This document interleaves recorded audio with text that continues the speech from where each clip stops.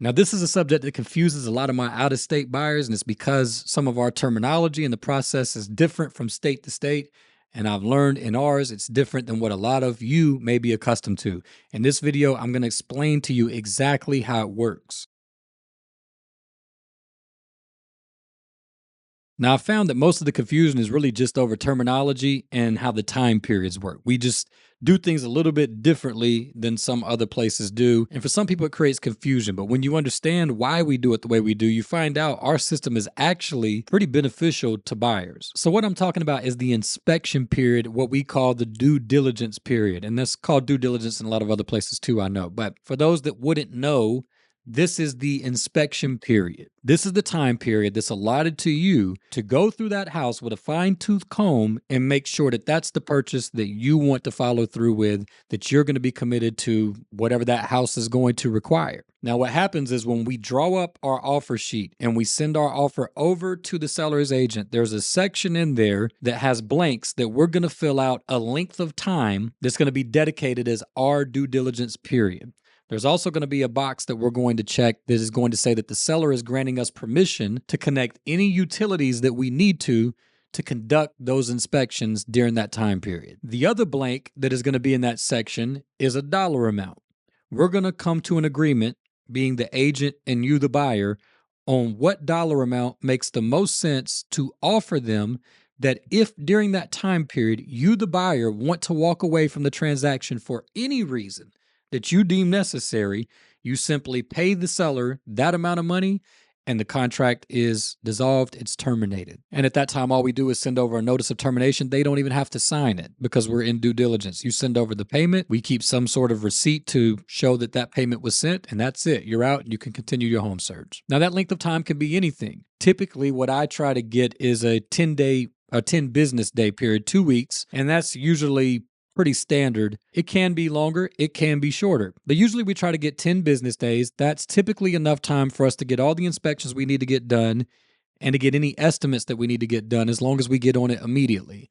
This is why the moment that my contracts are signed and they're agreed to, the second they're ratified, I'm getting on the phone with inspectors and booking and scheduling those inspection appointments to get them done as quickly as possible so that we have ample time to review and then get estimates if we need them and then renegotiate repairs if needed, which is what we're about to get to. So let's say that we have a 2-week period to conduct our inspections. If the utilities are already on, then good. If they're not, then we'll go ahead and get in touch with the local utility providers for that property and make sure that we sync them up with the dates that have been scheduled for our inspections. And at your selection, meaning you select the home inspector, you select all of the inspectors. And of course, I'll provide you with options if you're not familiar with who we have locally. But nonetheless, I'm going to call them and get them scheduled and get those appointments booked. Now, you need to be prepared to pay during this time period, let's say around $600 for inspections. That's going to be your home inspection and your termite inspection. $600 typically is going to be about enough to cover that. It could be a little bit more, could be a little bit less. They're going to conduct those inspections. They're going to email us back copies of the reports once that bill is paid. They won't send them out until it's paid, which is a key reason I mentioned that. You need to be prepared to spend that money. When they send us the reports back, we're going to review them and see what comes back. Now, this is where things go off in a couple different directions. If the contract was contingent upon a clear CL 100, this is your termite inspector. And if your lender was requiring this inspection, which often is going to be the case, then that's going to be for certain. If your lender wasn't requiring a clear CL 100, we still may have made that a contingency in the contract that we offered that was agreed to. So if that contingency is in place and that CL 100 inspection comes back with damages reported on it, they have to be rectified for the deal to close. That's a contractual obligation. It's a contingency. So let's deal with that one first. Let's say that there's damages on there. Your real estate agent is going to contact the seller's agent, is going to share the CL 100 with them and say, listen, we've got damages on the CL 100. It's usually going to be damage to the wood under the house, could be an active termite infestation. Whatever the issue is, we know because we have an agreement that it has to be remedied by closing. Now, this typically is not going to be something that needs to be negotiated. We simply send it over to the seller's agent. The seller's agent's going to go back to their seller, say, hey, we agreed to a CL 100 contingency. We've got issues. We've got to get it fixed. They'll get a contractor, get it fixed. A licensed contractor will submit their company letterhead with the invoice and with the repairs that were made to the attorney's office, to the lender if the lender was requiring the CL 100, and that will take care of that situation. Now, of course, we can send the inspector to go back through and do a second inspection to verify that those repairs were done and were done correctly. So that's the termite/wood inspection. Let's deal with the home inspection. This one operates a little bit different. There's not going to be a contingency unless you wrote one in as a custom contingency, which is usually not going to be the case on the home inspection. Now, let's say that the home inspector comes back with a list of items and you, the buyer, during the due diligence period, determine, I don't want to fix all that stuff. And for the price that I'm paying, I don't think I should have to. You're going to confer with your real estate agent. You're going to confer with your home inspector, have those conversations. But if the situation turns out to be, yes, I want these items fixed, then here's what you can do. Your real estate agent is going to go over that with you and determine what items do you want to request the seller to have repaired at their expense. There's a particular document, a repairs addendum. You're going to fill that out. Well, the agent, I should say, is going to fill that out. They're going to put all those items in a list referring back to the home inspection so that the specific items are linked together. It's just good documentation. They're going to have you review it, and then you're going to sign that document. Once it's signed by you, they're going to send it over to the seller's agent. The seller's agent is then going to present that repairs request list to their seller, and the seller is then going to determine if he is going to make those repairs or not. He or she, should I say. If the answer is yes, they will also sign the document, send it back, we'll file it in your file, and they will get their contractor to come and make those repairs. Just like with the CL 100, of course, we can send our inspector behind them to make sure that those repairs were done correctly. Be prepared to also pay potentially a couple $100 for that inspector to go back and re-inspect those specific items. Now, there's two other ways that that could go, maybe three. Let's start with the first one. Let's say that the seller reviews the list and says, I'll repair some of the items, but I'm not repairing all of them. They're going to scratch through the ones they will not do, and then they're going to initial and sign what they will do. They're going to send the document back, and then your agent and you are going to review and say, this is what they're agreeing to. Is this going to be acceptable enough? If the answer is yes, we'll update initials and signatures and say, okay, that's fine.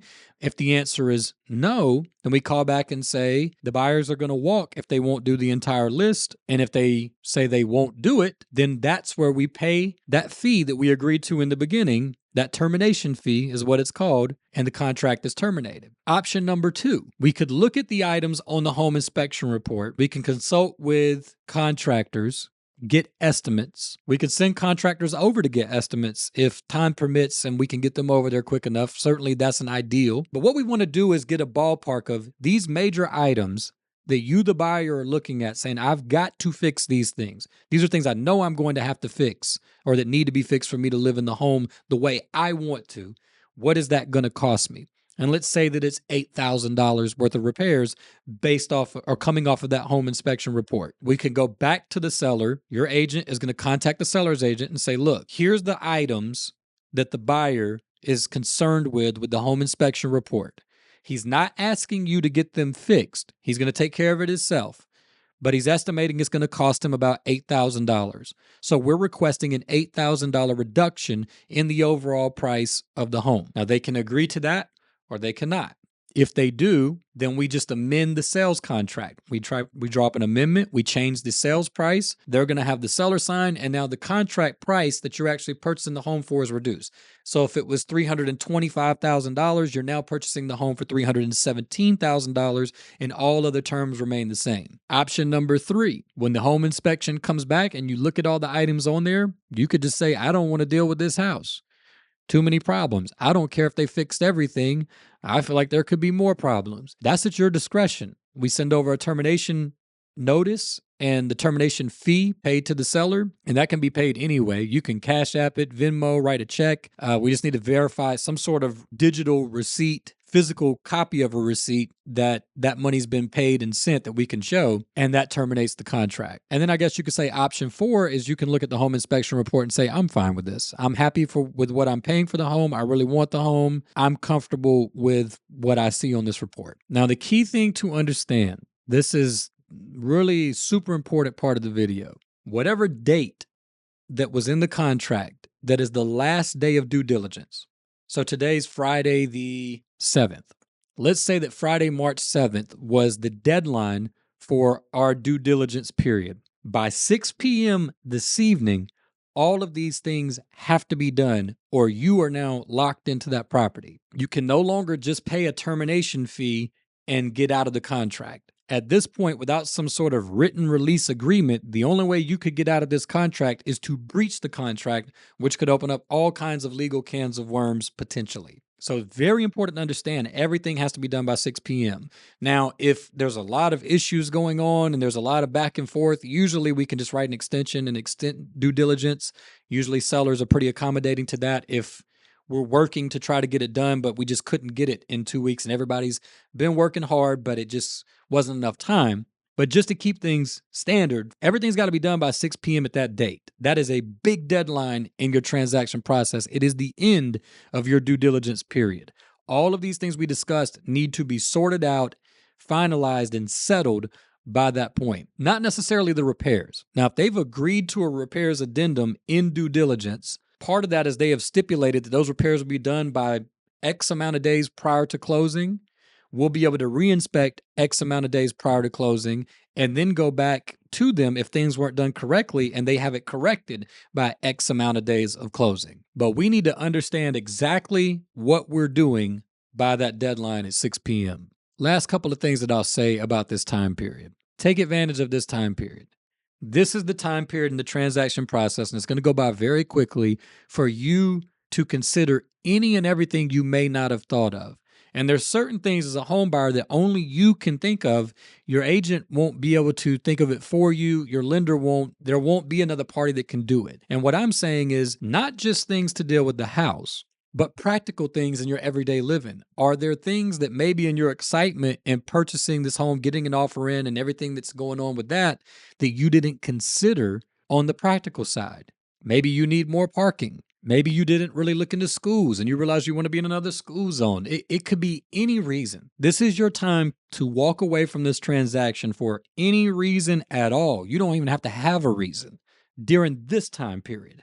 So please make sure that you uncover every stone that you can think of for your personal life and your practical life during this time period as well. Because you're making a big transaction. Even if you get in the house and you don't want to be in it, it's not the end of the world. You know, you can sell and make a lateral move, but you could tie up months of time and there could be money lost in that didn't have to be. So it's just, you want to be sure that you're going into the house you want to be in. This is the time to be certain. Because at 6 p.m. on that deadline, anytime after that is not the time to be making those discoveries. Now, granted, things happen. We hear stories all the time. I know people that have moved into homes and they didn't realize that the traffic was going to be as loud as it was. They didn't know until they got there. And I mean, things do happen. Even with my home, there were things that came up that I just wouldn't have noticed until months after being in the home, that it's like, I didn't think about this. Now, I love where I'm at. I wouldn't have changed it anyways, but I understand these things happen. I'm just saying, within reason, be intentional about trying to uncover every stone during your due diligence period. It is the time for you to do your due diligence. Take advantage of it. Your agent should be there with you every step of the way to make sure that you're maximizing this time period, to make sure that all the stones they can help you uncover are uncovered as well. Make sure that you're communicating with your inspectors. You're going to want to talk to your agent about your home inspection, but you really also want to talk to the home inspector. Remember, they're the professional home inspector. The agent is not. And so your agent should be knowledgeable. They should be experienced to help you walk through these things and make decisions. But don't neglect talking to the actual home inspector either. And a lot of people do that, I see. Make sure that you pick their brain, get opinions from them, because their opinion may be different than your real estate agent's. And you're going to want to compare those ideas and make sure you're making the best decision for you. All right, so with that said, as with all of these videos with real estate transactions, there is a lot of minutia. There can be a lot of variables or details that we just can't cover in a video like this. Some things would need their own video to go down the various rabbit holes that could exist. But for what it is, I hope you found this helpful. I hope it gives a good explanation to what due diligence is in the state of South Carolina and how it works. If you have any questions, drop them down in the comment section. I'll be happy to answer them for you. As always, I wish y'all all the best in your real estate endeavors. Y'all take care, and God willing, we'll see you on a future video.